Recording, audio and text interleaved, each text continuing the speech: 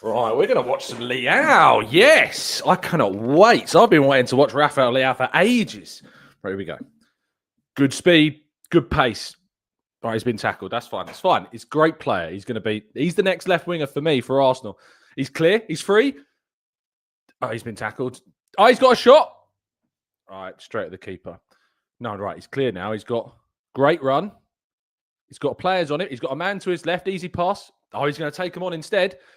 Oh, he's lost the ball.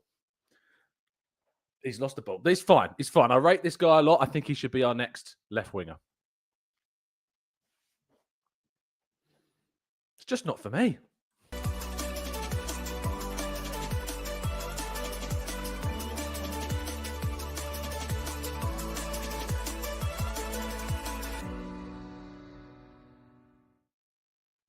Now, what I will say is that I saw a lot in Rafael Leao that I see in Martinelli every week that people get annoyed about. That's all I'm saying. That's all I'm saying. Anyway, hello and welcome to the Gooner Talk. Hope you're doing good. Hope you're doing well. Welcome to the Arsenal Transfer Show. We do the show every single morning at 8 a.m. UK time. Thank you so much for joining us and making this a part of your morning routines. It is greatly appreciated. Hope you're doing good. Hope indeed everything is good in your world. Good morning to all of you joining us live in the chat box. Arsenal kicked off their first game of pre-season. 1-0 win against AC Milan. Really kind of composed, not particularly spectacular, but some exciting moments and exciting things to talk about from the game that we're going to discuss in today's show. Good morning to Chris, to Andy, to Grantley Poos, to Gooner76. Good morning to Jamil and Barry, Natty, Tom, Steve. Good morning to Mo and JC. Good morning, of course, to Carl and Claire and Jorgen. Good morning to you all, Simple Unity and Wilson. We've got Pam, we've got Adrian, we've got Evan, we've got Julian, we've got Kirill. Good morning to you all. Thank you so much, everybody else, as well, for tuning in. It is greatly appreciated. I hope you're having an absolutely fantastic week. You've made it to Thursday. You've got to survive one more day, and it's the weekend. So fingers crossed we can get, of course, what we want from this week, which is that announcement that we have been waiting for, craving, needing, yearning for. And, we're closing in on it. We're going to talk about that and plenty more in today's show as well. Let's not waste any more time, though. Do drop a like on the video.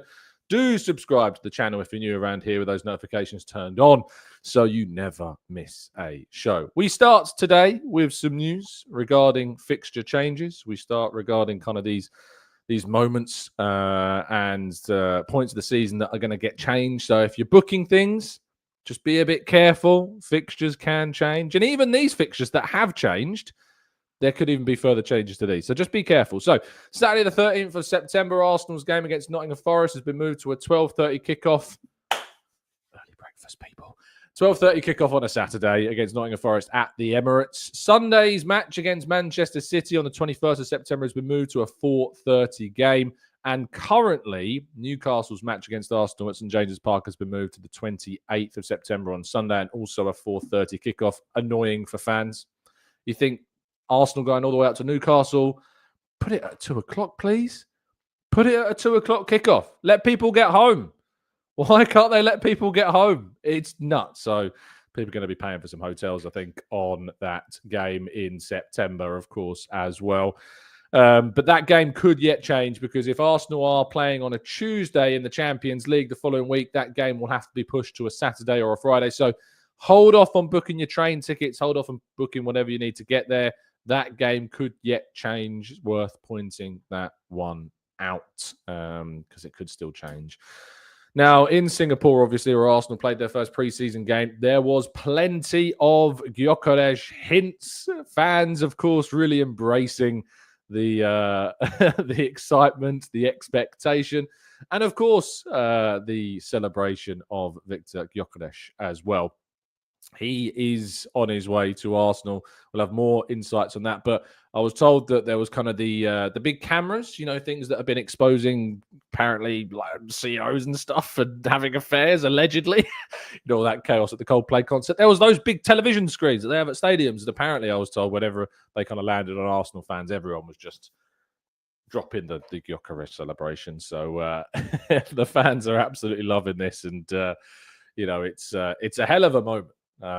It's a hell of a situation that Arsenal are in right now, where we have our potential new number 9 coming in with this brand that everyone has really jumped on board with as well. But Arsenal, of course, did win the game 1-0. There were some really impressive performances in it. There were some less impressive things. We're going to talk about all of that.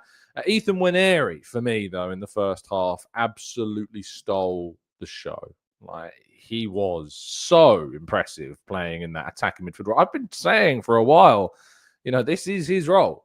Let him drift. Let him be free. Let him roam around that attacking midfield front kind of line and into those half spaces and even into the touchline if he needs to, because he has got the talent to beat players, as he did. Some lovely turns and spins and pieces of skill.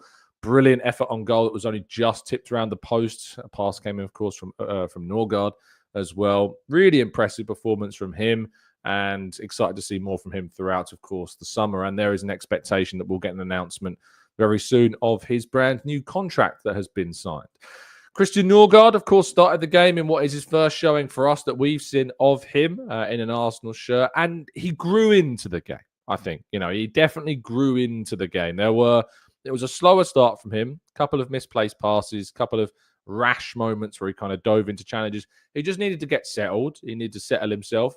And as he did settle himself, particularly the half an hour that he was on for in the second half of the first half, that half an hour toward the end of the half, he was really, really good, really solid, really progressive. He was involved in loads of build-ups and really good passes. There was a cross into the box that, maybe if a Gyokeres was there, they would have been latching on to the end of it. He was really good in terms of creating some opportunities. He was also really strong in terms of his positioning. And yeah, he's just like having Jorginho in many ways on the field. But he has got differences to Jorginho. He's more mobile than Jorginho. And he's got a different style of distribution to the Italian as well. But it's a really solid half in the end. As I say, he grew into it and was very impressed with what he did. But there was an absolute categorical difference between him and who is going to be our starting defensive midfielder next season, which we'll come on to in a second. Bukayo Saka got the goal.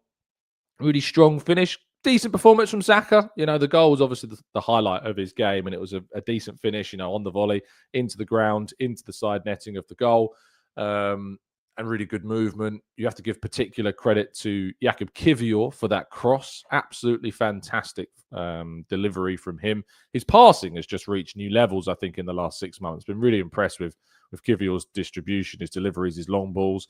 But Saka was probably the most sharp I've seen him for a little while since that injury, of course, last season. Didn't really have the strongest end to the campaign. Clearly was kind of still feeling the effects of that long layoff.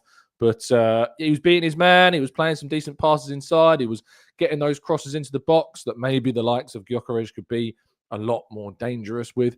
So, yeah, Saka. Was he player of the match? I don't think so. I think that's probably a little bit of bias just from him scoring.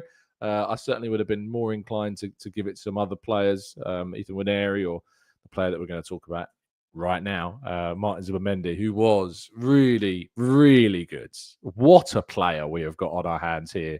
Really excited to see him. Again, similar to Norgaard. First 5 minutes, I was like, okay, he's not necessarily in the game too much at the moment. He's just trying to get his foot in the game. He's trying to get, on the ball a little bit. After those first 5 minutes of kind of integration, he just got it.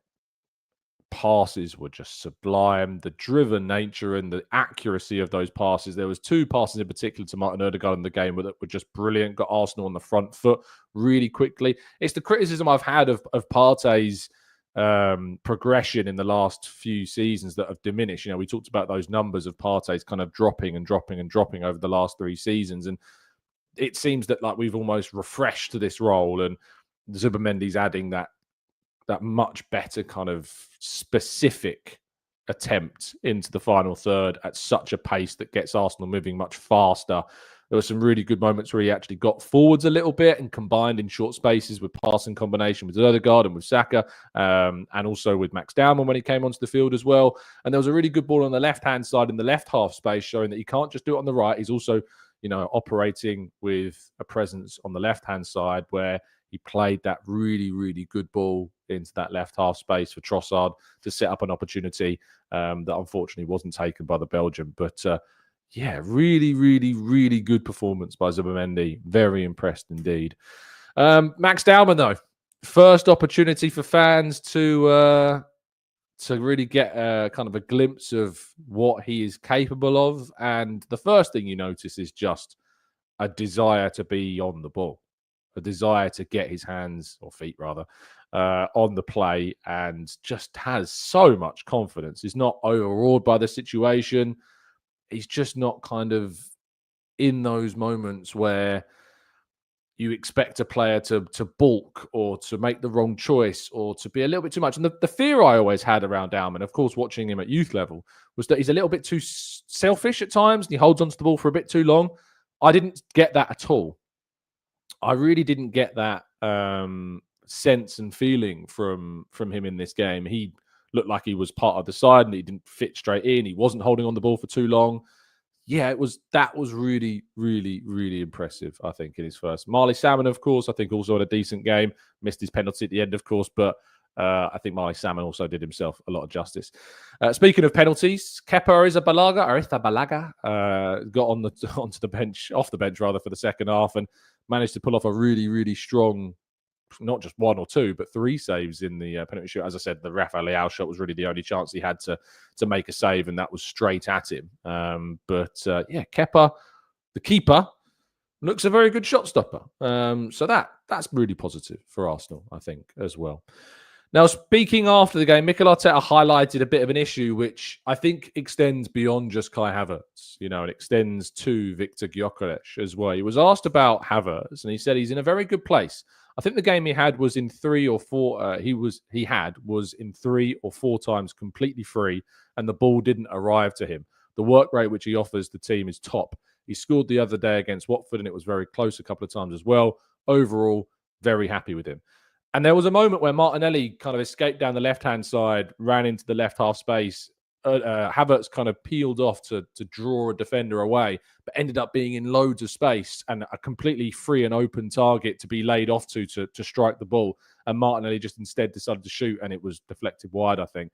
It was a really big moment that could have easily been a goal if Martinelli had made the right decision, which is obviously the big criticism that I've had time after time after time, game after game, that Martinelli's not making the right choices. And I thought it was interesting that Arteta highlighted the fact that Havertz's movement and Havertz's presence in the game, he was making the right decisions, but those around him were not necessarily finding him in the positions that he had obviously got into.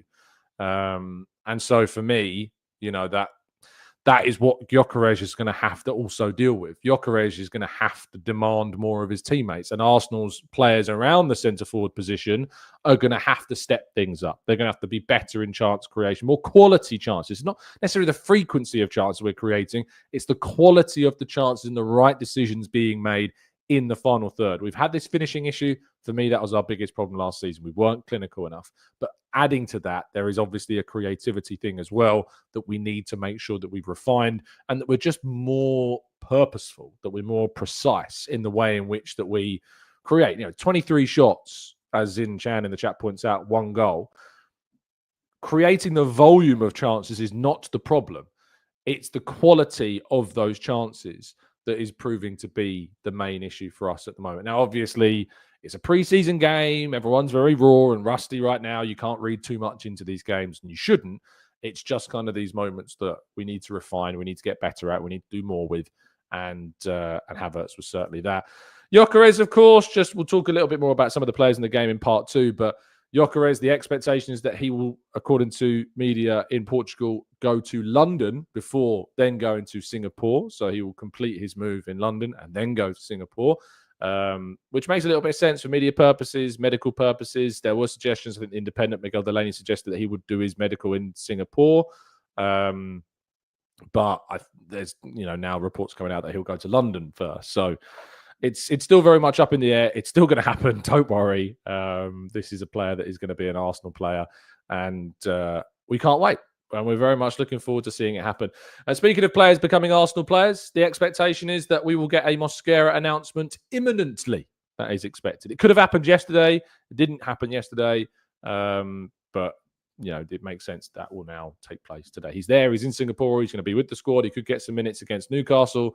But yeah, an announcement is expected very imminently indeed. Right, we're going to go to part 2, take some of your questions. I'm going to talk a little bit more about Martinelli and Leao and kind of the irony about that situation that I alluded to with the sketch of the cold open right after this.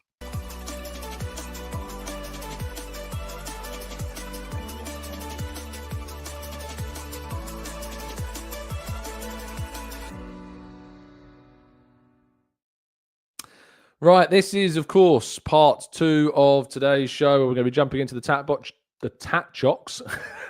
We're going to jump into the chat box and answer some of your questions as well. I just want to kick things off by kind of addressing that cold open that we did at the beginning regarding Leao.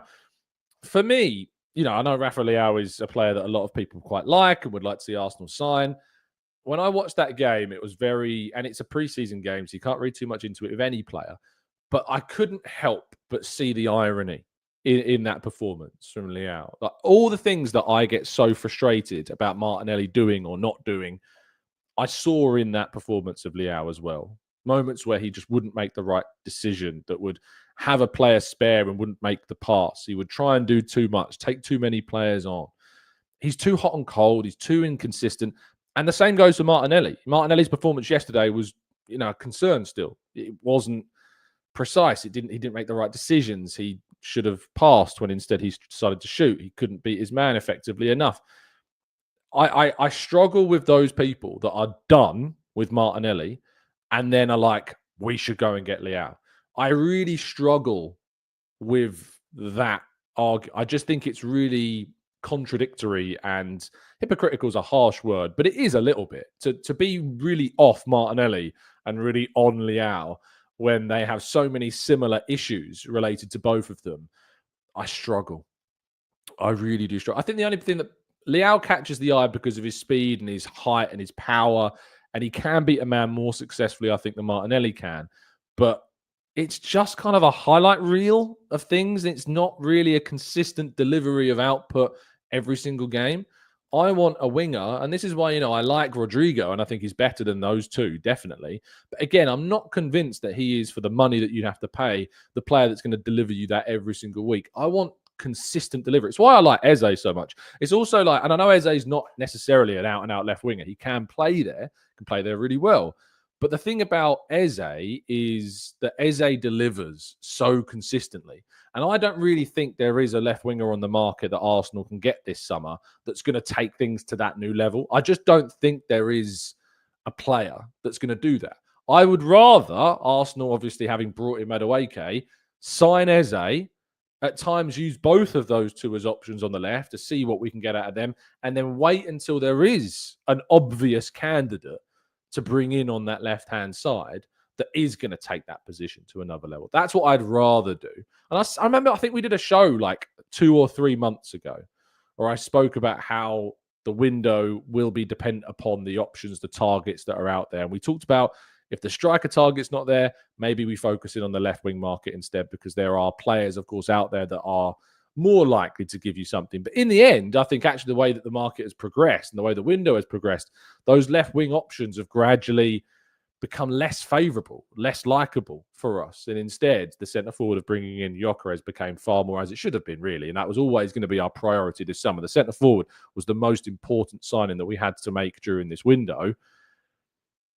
And I much would rather go out and bring in a guy in Eze, for instance, who does give you consistent game, match-winning moments and performances of a top level every single game, who can play in the middle, can play out on the left area, and be more consistent in that than, say, spend silly money on a Leao or somebody else of that kind of operandi, if you like, and they don't deliver.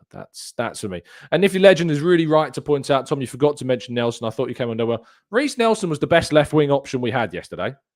He was the best performer on the left of the 3 players. Martinelli came off at half-time. Trossard came on, and then Trossard moved into the middle. But when he was playing out on the left, of all the players that were playing out on the left yesterday, Nelson was the best. Now, I'm not sitting here and saying that we should now keep Nelson and he's the option for us, because Nelson typically tends to have quite good pre-seasons. It's a book I've read before. It's an episode I've seen before. I've seen Nelson have really good pre-seasons. And I can't sit here and say, oh, now we should keep him. Look, hopefully it's performances that will get Arsenal a very decent fee from Fulham, if indeed that's happening. And there were more reports yesterday, as I broke to you on the Highbury squad, that Fulham were very interested in signing him this summer.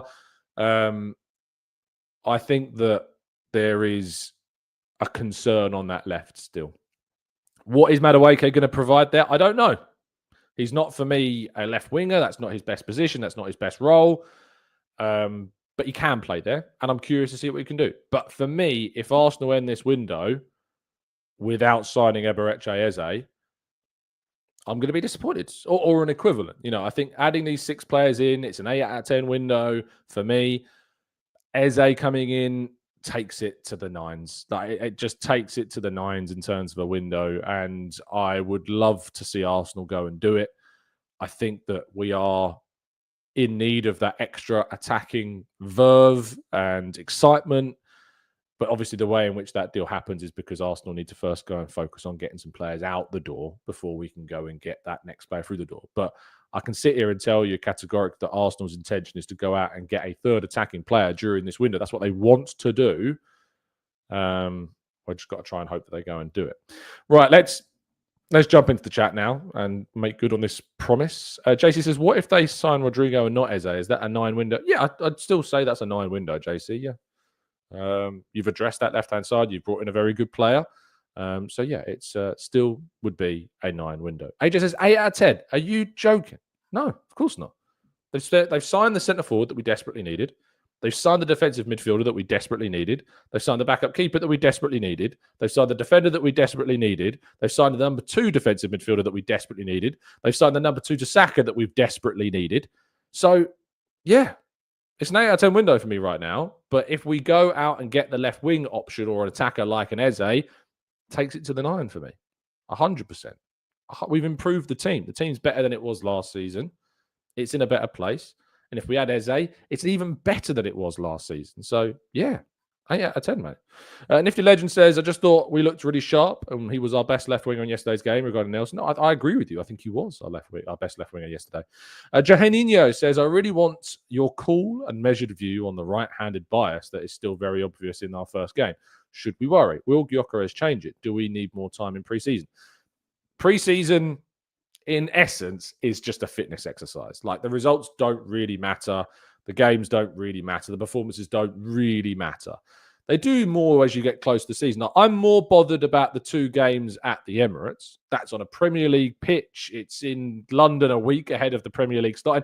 Those 2 games are far more important than these fitness and commercial exercises abroad. With all due respect to the tour, that's what they're about. They're about building up fitness, match fitness, trying out players, putting some players in the shop window, and integrating your new signings and giving them an opportunity to get on the field.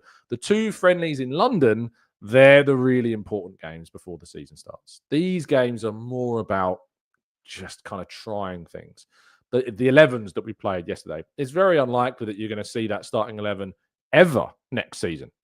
Like, I would be shocked if you see the 11 players that started yesterday's game, or that the 11 players that finished yesterday's game finish or start a game in the Premier League or any game next season. I'll be shocked if you see that exact 11 again. I don't think it will happen. But those 2 games against Villarreal and Athletic Club are really, really important for us. And we need to make sure that we get, some really positive performance from those. This is more about exercises and match fitness and sharpness and stuff like that. So I'm not really taking, if anyone's going nuts after yesterday's game, they need to get a grip. They really do need to get a grip.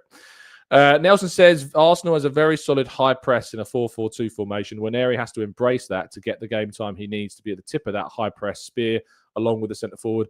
And that is the key to our game model. So nice comment, Nelson. Masibulele says, hey, Tom, instead of criticism, are we able to analyse Martinelli critically? In 2019, we were all excited. 2021, he had injuries. 22-23 was excellent. Why couldn't he kick on from there? So in 22-23, Arsenal signed Leandro Trossard, came in during that January transfer window. And it was it that start? I think it was that January, 2023 January. Was it not? Am I making that up? I'll just double check that. Arsenal all transfers. Trossard. 2022-2023. We had an excellent season. He scored 15 goals. Trossard came in, played mainly as a centre forward because Jesus was injured. And obviously the following season, in 23-24, Trossard scored 17 goals and really kind of pushed Martinelli out of the picture. And I think the presence of Trossard, we talk about how we don't like players being too comfortable. We don't like players not being pushed. We don't like players sitting there and knowing that their place in the team is safe. My theory is that the presence of Trossard has actually had a negative effect on Martinelli. I actually think that the downturn in his performances has come about, and it coincides with the arrival of Trossard as an option on the left. And I don't think Martinelli's taken that dynamic of having to kind of compete with Trossard particularly well. He really benefited from being kind of the starter week in, week out, week in, week out, week in, week out. And I think Ticking here says, like, not having Xhaka, that as well, not having kind of a left footer in the left 8 position, that also I think has had an effect. So you've got two negative moments there where he's not particularly responded well to the competition of Trossard. He's lost his service in the style that Xhaka brought it. Rice is an excellent player, way better than Xhaka, but he's a different type of player that doesn't really serve the left side. He serves a lot more through the middle and even to the right-hand side from the left, but still does provide to the left, of course, but he doesn't do it anywhere near to the amount that Xhaka did it because it's just a different style of player. He's right-footed, not left-footed, so you don't naturally get passes in the same direction there. And I think we've obviously grown into a squad now that's so competitive that Martinelli hasn't really done it. And I mean, Slim says that Jesus was also a really important part of that link-up, and Martinelli had a strong first half of that season before Jesus got injured. And Trossard, when he moved into the centre-forward role while Jesus was injured, also built up a pretty good relationship with Martinelli. But it doesn't seem that he has that same link with Havertz. That doesn't necessarily work in the same way as successfully. But for me, the biggest issues with Martinelli, it's his decision-making in the final third. It's his execution of his shots and his crosses and his passes. That, for me, has been the biggest crux of Martinelli's time with Arsenal.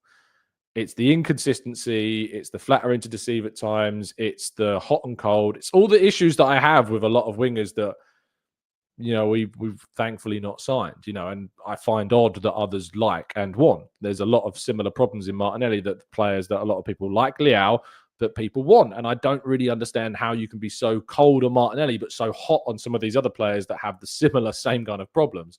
So from the perspective of the left wing at Old Trafford, I previously was like, Martinelli probably starts, Trossard comes off the bench. Right now, based on how pre-season's going off one game, my view would change on that. But I have to see 4 more games before we obviously think about the left-hand side. I have to see if Eze comes in to make a decision on that left-hand side. Let's wait and see. That said, if he's on the field, if I'm in that stadium as a fan, because I can't do it as press, I'm backing the guy. I want him to succeed. I want him to prove us wrong. I want him to have a fantastic season. I want him to do well. I can't stand those people that want him to do badly just because they want rid of him. That's not being a supporter. That's not being a fan. I can't stand those that leave comments saying he's rubbish, he's this, he's that, and using pretty derogatory terms to describe his bad performances when he has them. It's fine to be critical of a player, but you can do so in a pretty, you know, respectful way, you know. So you don't have to be saying X, Y, Z when you can actually explain why, you know. And I thought that comment, I think it was Massibilele in the chat, says, can we analyze him critically? And that's what you should do. You shouldn't be lambasting the guy and dropping in derogatory just words on him. It's not fair. That's not how we should analyze him, especially when there's so much hypocrisy around left wingers being assessed at the moment as well. Jabu says, how do we upgrade left wing if we don't make any more sales? What solutions do we have? Well, if we don't make any sales, you're suggesting that Reece Nelson stays, so he obviously becomes an option.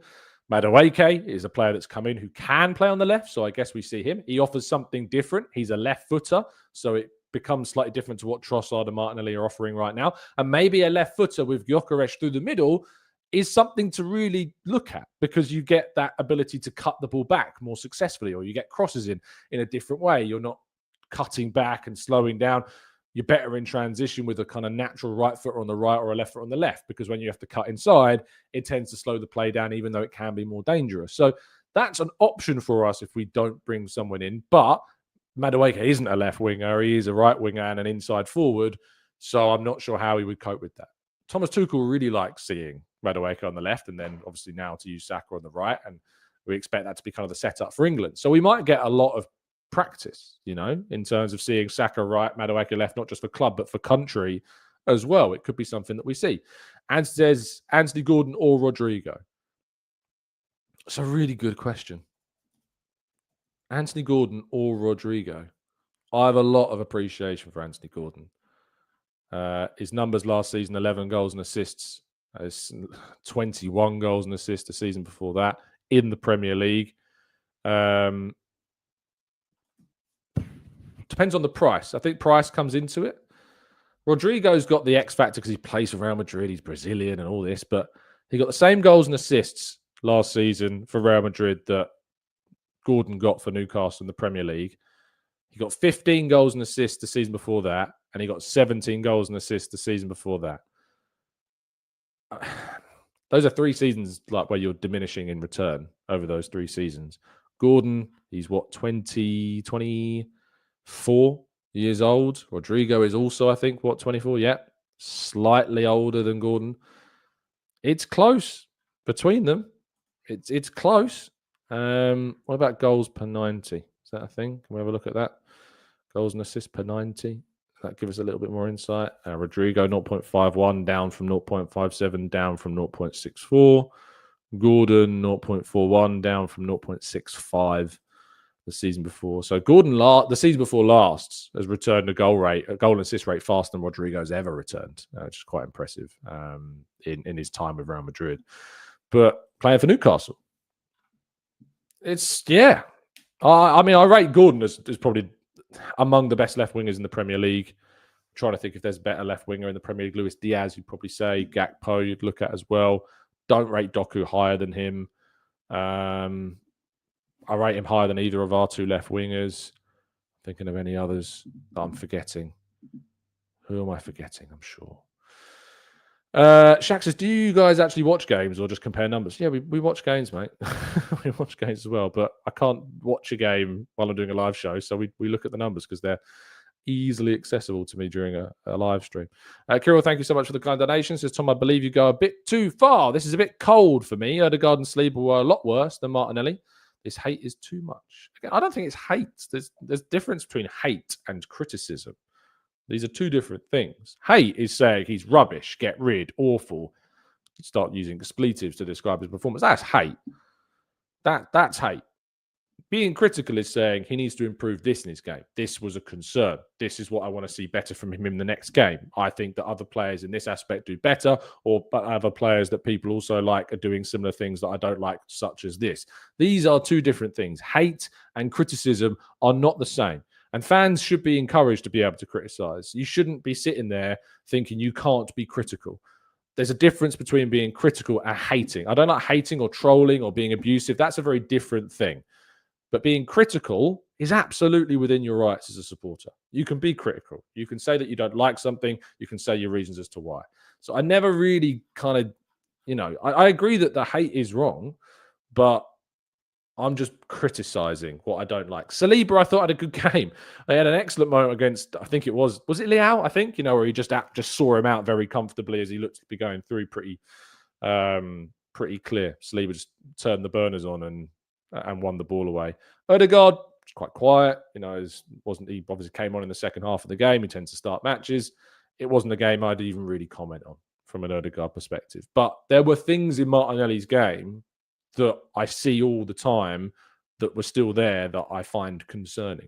That's for me is the key one. James says the difference comes between talking about the player and the person. Exactly.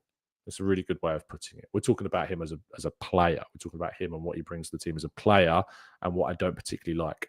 Drum says the term hate is overused. I think it only gets overused in kind of situations like this, but there's a lot of hatred, so it's difficult to think that term is overused.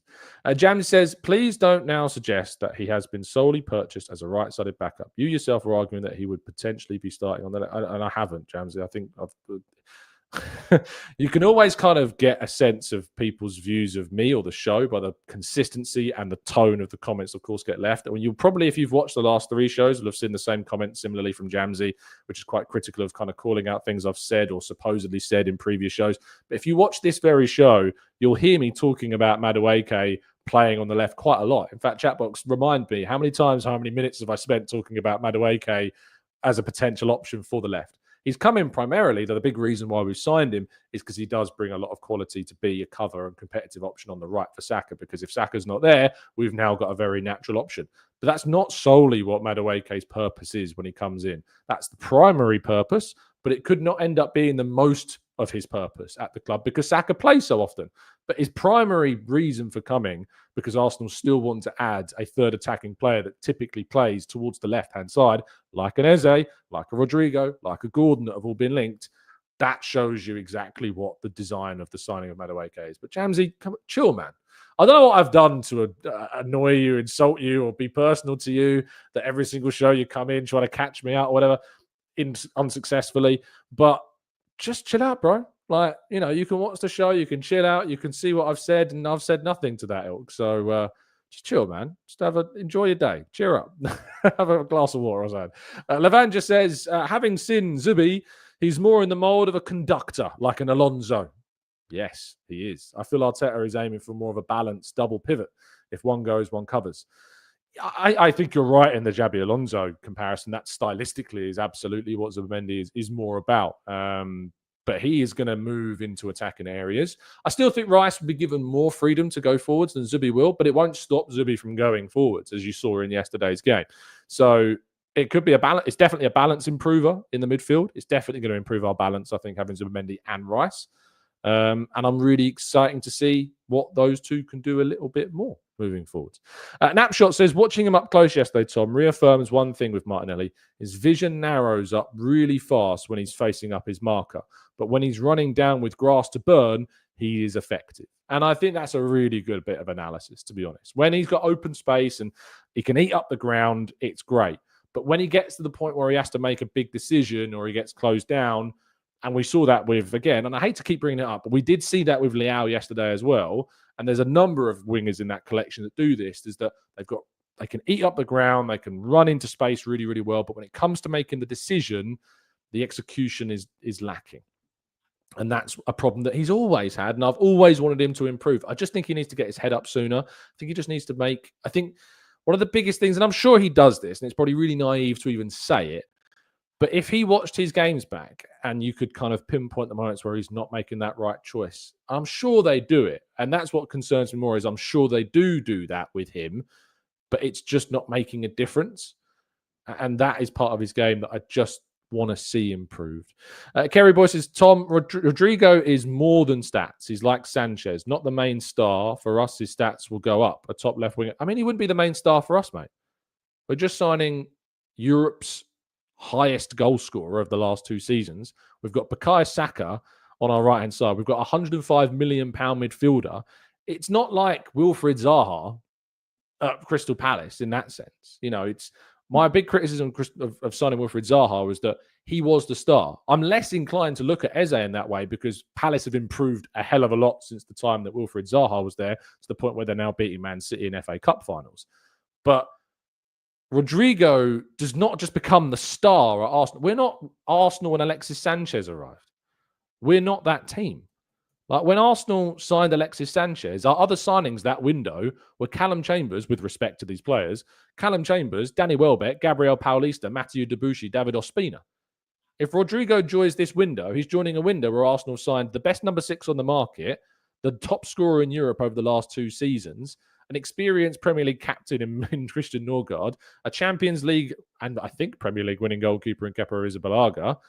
Yeah, it's just night and day from when Alexis Sanchez arrived. I get the comparison, and I think it's like signing a winger from one of Europe's elite clubs, and I've made that comparison myself, but I just don't quite get that argument when it's like, well, he's joining a team where he's suddenly going to be the star.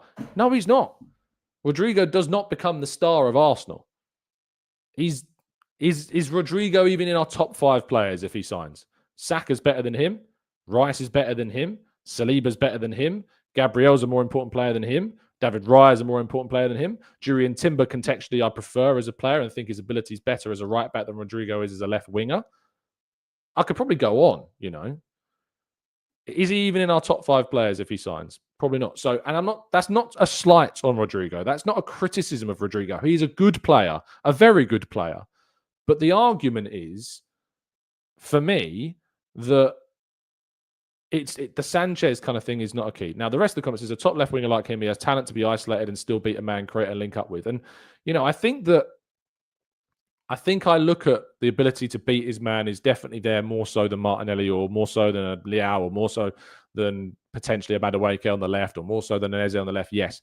But I'm just not convinced that the numbers jump up if he plays for. I'm just not convinced by it. I'm not convinced the numbers go from here to there just because he joins Arsenal. I'm not convinced that happens.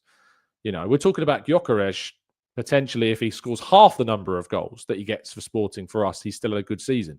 So that's kind of the issue that I've got.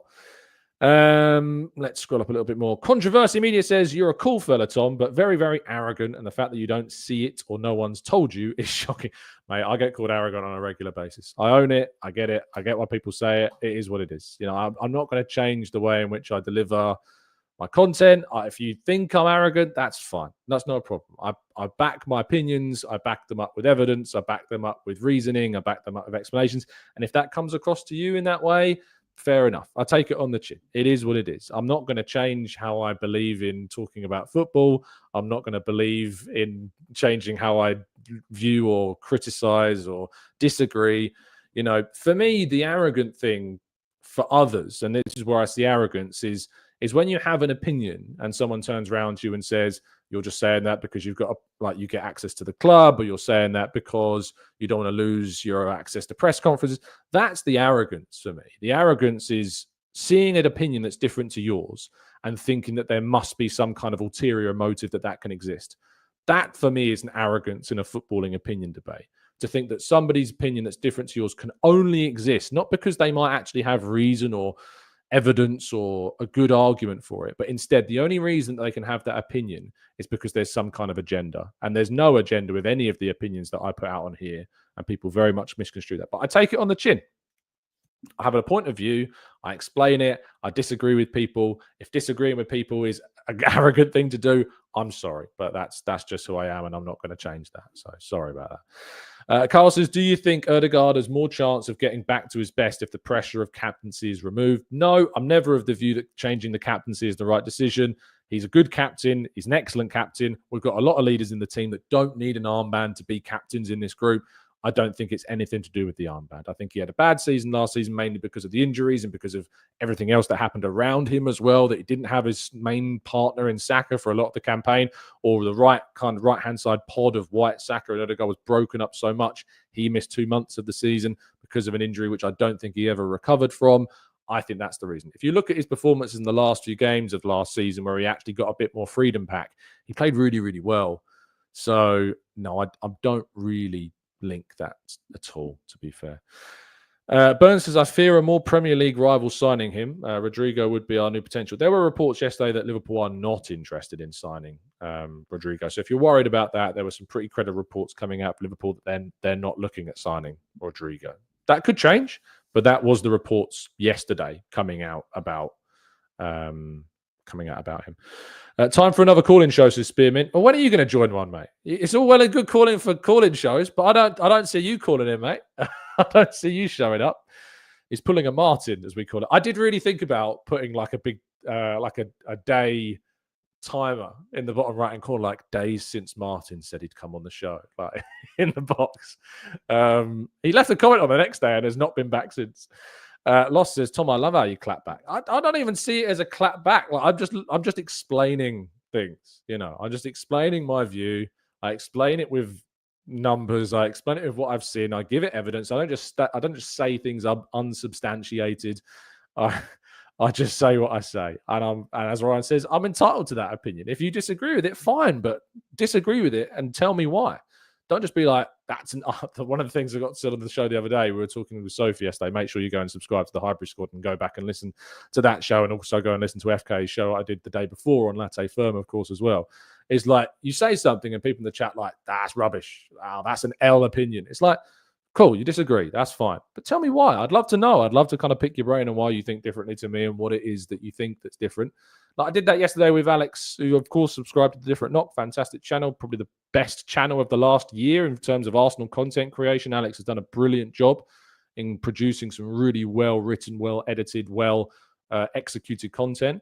But he described Norgaard's performance as meh yesterday. Now, I thought that was harsh, and I explained my reasons as to why. And he came back, and I explained further, and we remained friends afterwards. And that's what you should do. Like, and you don't have to come to an agreement. In the end, you can agree to disagree. Like, and I do that a lot with people. I can recognize when I don't think someone is kind of got an open mind enough to change in their view. I change my view all the time. I have to hold my hands up. I have to say that. And Gyokeres could be one of these situations, because I was very much more so on kind of leaning towards Šeško. I have my doubts about Gyokeres. He could end up proving all those doubts wrong. And in which case, you won't see me sitting here and saying, but he's still not done this, still not done that. I'll be like, fair play to the guy. He has proven me wrong. Arteta proved me wrong. After the Villarreal goal, I use this example all the time. When Arsenal were knocked out by Villarreal in the Europa League, I didn't see a way forward for Arteta. I didn't see any big club keeping hold of a manager after that kind of embarrassing exit and that season. But he proved me wrong in a really big way. I'm so thankful they didn't get rid of him, because I don't think would be here now, being at the position that we are, where we're with the squad that we've got, with the title ambitions that we have, with the Champions League ambitions that we have, if we'd have got rid of him in that moment. So I was so wrong on that. I'm so glad I was wrong on that. Anne says Tom Rodrigo will start over the other wingers. Sorry, that's my opinion. I have to apologise. I agree with you. He starts over Martinelli and he starts over Trossard. I don't disagree with you there. However, I've seen enough of Martinelli. I want him gone. I hope Berta has seen that and sells him. But fair enough. If you're kind of done with Martinelli at this point, that's fine. But if he stays, all I ask is people back the guy still and hope that he succeeds and hope he proves us wrong. Because that's what we should want. And I hope he does prove all the doubts that we've got in him wrong. I really, really, really do hope that he proves all of those doubts wrong that we've got in him. Because if he doesn't, well, Arsenal are going to be worse off for it. And I don't want that. As the worst thing anyone can do is put their opinion over what the benefit of the club is. And if my opinion is that I think Arsenal need to upgrade the left wing, which is my opinion, but if that left wing turns out to be better, I'll be so happy to say, Martinelli, what a season he's having. Fair play to him. He's proven all of us wrong. But right now, I'm not of that opinion, because I've seen plenty to give me the viewpoint that I have at this moment in time. Amira says, Tom, the teacher is in you, and it's way too nice to be a YouTuber sometimes, not in a bad way. Yeah, look, I'm just me. I've always been this. You've subscribed to this channel, I'm sure, for a long time. This is just who I am. I can't help it. I explain things. I sometimes explain them in the way maybe a teacher would explain things. I can't help that. That's years of doing that job previously. I can't help it. I'm sorry. It's just the way it goes. Ben says, we all disagree on things. That's life. Exactly. You don't have to fall out over it. If you've had a really good, solid debate, that's great. So, I don't tend to go too much into politics too much. We do a little bit. But like politics is something the last few years that really has interested me, like the whole debates around it. What was I watching the other day? I was watching something the other day that was like a really good debate. I didn't necessarily agree with everything that was said, or I didn't agree with a lot that was said. But I was watching they do this thing where they put someone like in the middle of a room and like a circle around, and they get people to kind of like jump in and debate the person in the middle of the room on a point. It was Mehdi Hassan, I think. I watched it. I agree with some of his views. I don't agree with all of his views or whatever. But those environments, debates, like really good. It's healthy. It challenges. And, the people, even though they vehemently disagreed with what he was saying, still shook hands at the end of the debate and said, nice to meet you. And I respect that a lot. Like, even if I don't necessarily not respect, but I definitely didn't respect some of the views, but certainly I don't agree with the views. Doesn't mean you can't just still say fair play. Is it Jubilee? Is that what you're telling me? Jubilee, yes, it was a Jubilee thing. Those environments that encourage debate are really good. You want to see different opinions. If everyone had the same opinion, it'd be well boring, proper boring, to go really English on it. So enjoy different views. Watch content that's not exactly aligned with your way of thinking. Watch people that challenge your point of view. Don't necessarily watch the people that are just abusive and have absolutely no interest in having a reasoned debate or being reasonable, or just don't have anything other than just to take the mick out of people and be abusive. Don't listen to them. But, I know a lot of you don't necessarily agree with what Potsy says, for instance. But I'll watch Dan's show because Dan has different views to me. that I don't agree with, but it makes me better at explaining my points of view by listening to a different point of view. And that's why I'm happy to have chats with Dan about things, I don't necessarily, I've safely taken a step back from appearing on other channels, mainly because of, I haven't really got time for the abuse that you can get like kind of exposed to. But it would be so boring if everyone had the same opinions. Like, you wouldn't be able to have the same kind of debates, discussions. I've watched Harry's show a lot this summer. I've not necessarily agreed with a lot of what Harry said. I jumped on with Harry and Sophie. We had a few kind of disagreements about things. Disagreements are good. Really, really good things. Really, it should be encouraged to have people of differing points of view. It should be a thing to be embraced. And you should have the ability to change your mind if someone else puts an opinion. And the biggest barrier in 2025, and I know we're going off on a bit of a tangent now, and I'm going off on one of my rants, but the biggest barrier in 2025 to debates and changing your mind is, one, ego. But the only reason that ego exists is because if you're seen to be someone that changes their mind, you get criticized for that these days.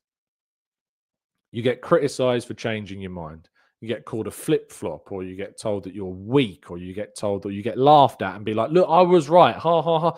Like, people almost put like wagers on their opinions and want them to be upheld in the end, because it kind of gives them in some way some kind of either dopamine hit, or they think it improves their reputation or clout or whatever. Like, that's the biggest barrier to biggest barrier to kind of having more of an open mind of things, is the fear that you being wrong is embarrassing. That's the biggest fear, and then it hits a person's ego, and that's the biggest fear. And as I said, I'm not saying you have to watch everybody, and Slim, you've definitely raised a very good example of somebody who I have absolutely no intention of ever watching or listening to, because you can just, if you're intelligent enough, you'll know people that have a different view to you that are worth listening to and worth the time, because they explain and they're respectful and all this. And there are others that, of course, aren't. And that's not the case. Pom Pom says, I thought this was a football show. We're talking about football opinions, mate. We're talking about opinions of football and why we have them, and why it's a healthy thing to be disagreeing about football in different kind of, different ways. Patrick says, shout out to Harry from the Chronicles of a Gooner. I couldn't watch the game because I was working, but I listened to his watch along and it was very good. It's almost like he's a professional commentator, isn't it? It's almost like he's a professional commentator. Yes, he did. He did his watch along yesterday, watched by a lot of people. Fair play to him. He absolutely smashed his watch along. And I was watching the game because I paid to watch it. But if I hadn't have been, I definitely probably would have been listening to Harry's commentary. His commentary is very, very good. And I'm just having a look now of how many people watched it. 63,000 people. Incredible. Amazing. Fair play to him. Congratulations, Harry, for that, because it's a great, part of the whole thing about creating content is recognizing what people want to watch. And people want to watch Harry commentating on football, which is a great thing. So there you go. Sarbajit says, hey, Tom, back here after a while. Excited for next season. Being open-minded is hard. I respect the community you've built around that here. Thanks, mate. And I think that's true. I think a chat box is probably the best reflection of your content. I always say this all the time.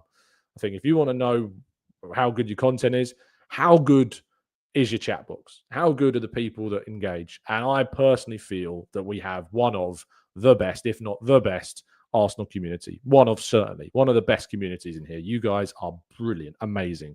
The majority of you listen, you disagree, but you do it in a fine way.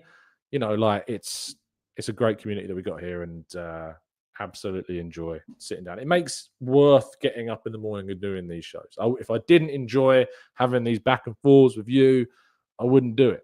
But I love it, so I do it every day.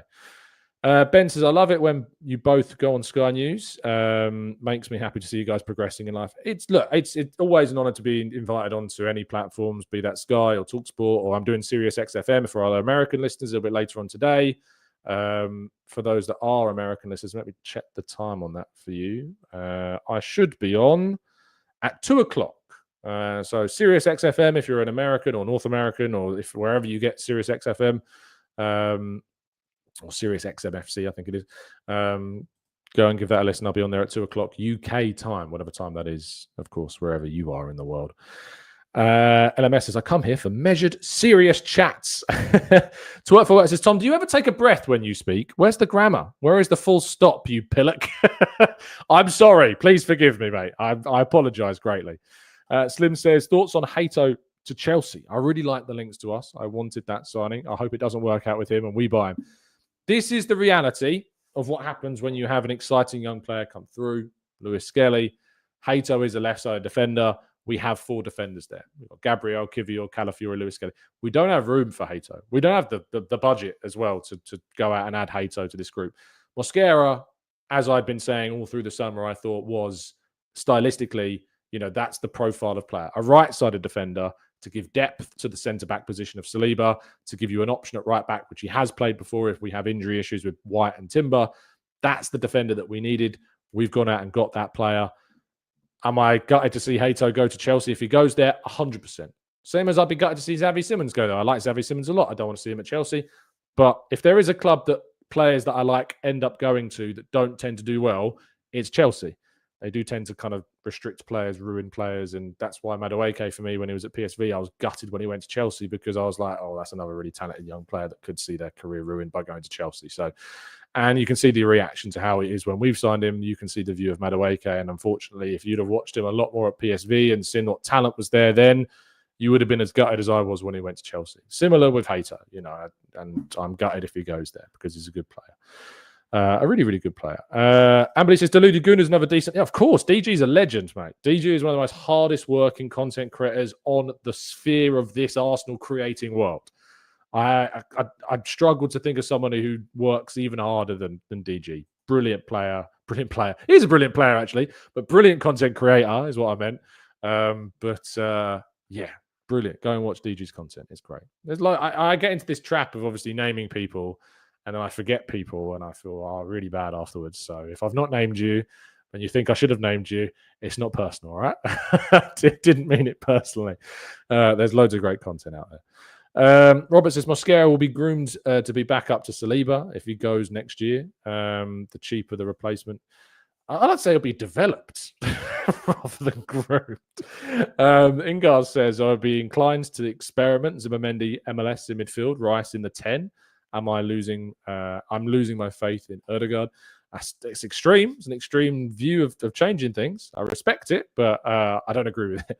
MJK says, does the reactive the reactive moany side of Arsenal's fan base now have an egg on their faces? It's July and we have most of our business done. For me, this is a proactive and positive. Yeah, I mean, not all of them, but certainly those that say Arsenal are always slow. Like the Gyokeres deal was done in less than 3 weeks after we pivoted to him from Šeško. The 4 signings done before we flew away. 2 more signings done before the second game of pre-season. We've done early business this summer. There's not really a debate there. Arsenal now in 3 of their last 4 summers have done their business early. Arsenal's always slow in the market. January is a different kettle of fish. We're definitely not very good in January windows. That's again an area of improvement for us. But 3 of the last 4 summers, we've been proactive. We've got deals done early. We've got them done before pretty much our season games have kicked off. Very happy indeed. Let's go to... Why does Enzo Fernandez have a Sonia from EastEnders tattoo on his arm? I don't know, Tyzer. Is that true? I don't know. Cross Junker says DG does so much for the women's game as well. Yeah, and another reason why he deserves a lot of respect as well. If I had more time, I'd absolutely do more. Because I really do enjoy. I'm really enjoying the Euros. I watched a bit of the Spain-Germany game last night, and England being in the final, and courtesy of so many Arsenal influences being there is exciting as well. Jahania says, I'm no better than anyone else. I still want more from this window. However, we are so spoiled. 6 really good signings, and no one wants to give it a 10 out of 10. Getting agree. I think it's mad that no one wants to go even as high as an 8. And when I said it's an 8 out of 10, I got battered for saying I think it's an 8 out of 10 so far. Absolutely battered for saying. They're like, 8 out of 10, are you nuts? Are you on the payroll or something? For me, it's been a really, really good window so far. And if we can get an Eze in, it takes it to a 9+. A 9 out of 10 comfortably if Eze comes in as well. But some people don't see it that way. I agree with you. I think it's been a great window so far, but some people just don't see it. as a really good window. I think it's an 8 out of 10 so far. We brought in a great striker, great defensive midfielder. I'm excited and intrigued by Madueke. I think the Madueke deal is one of those that will change its rating depending upon how he performs. His performances will, in some ways, I think, infer what the rating is. So maybe for people, if Madueke bangs, their sub-8 ratings of the window go up. Maybe that's probably a fair way to discuss it. Maybe those that are just not convinced by Madueke at all, you're the guys and girls that are below an 8. And maybe if Madueke bangs, maybe that will change it to an 8 afterwards. But if Eze comes in for me, 9 out of 10 window, 100%. Trey Ab says, windows compared to other windows, I think before Gyokeres, I said 6. Now I think 7. A left winger makes it a 9. It's amazing how, like, the striker, which for me was the most important signing of all, makes it go from a 6 to a 7 for you, just one rating. But signing a player that hasn't actually got like an obvious place in this team, but is a really important signing that I think we make, takes it from a 7 to a 9. That's a really interesting dynamic, that the best player that we could get this window for the most important position goes up one place. But signing an Eze that doesn't necessarily fit in this team, but who I still think is a really important signing to make because of the depth and the quality he brings to multiple roles, goes from a 7 to a 9. That's really interesting to me. Let's go to Tex says, everybody, including you, Tom, says Paris Saint-Germain instead of saying Paris Saint-Germain. And we all say Bayern Munich, but never say Bayern München. I know about everybody. I reckon there's some people in Paris that probably say it that way, and some people in Munich that say it that way. But I call them Bayern Munich because that's how we say it. That's their name in England. But other clubs like Athletic Club that get called it Athletic Bilbao, even in England, their name is not Athletic Bilbao. Their name is Athletic Club, even in England. So that's the difference between those. Paris Saint-Germain is what they're called if you're English or an English speaker. Or PSG, we just say PSG. So yeah, there's differences. Like, and I had a really good comment on yesterday's show. It was like, I've heard you say Sporting Lisbon, and I think the thing between Sporting Lisbon and Athletic Club is that I've been to these places. I know that people in Lisbon aren't really that fussed about Sporting Club de Portugal being called Sporting Lisbon, but I also know that people in Madrid and people in Bilbao are really annoyed when people say Atletico Madrid or Athletic Bilbao when that's not what they're called. So that's kind of another thing that I think comes into the conversation. Anyway, we've been going for more than an hour this morning. Time's got away from me, but thank you so much, all of you, for listening. I really appreciate your time. I hope you've enjoyed today's show. We've got off on some random tangents today, but do drop a like on the video. Do subscribe to the channel if you're new around here with those notifications turned on. I'll be back with you tomorrow morning, bright and early, 8 a.m., discussing, of course, all the latest regarding Arsenal. Hopefully some announcements maybe, and some more looks ahead to the next game, which, of course, is on Sunday. Enjoy yourselves. Stay safe, stay well, stay happy and respectful. And as always, up the Arsenal.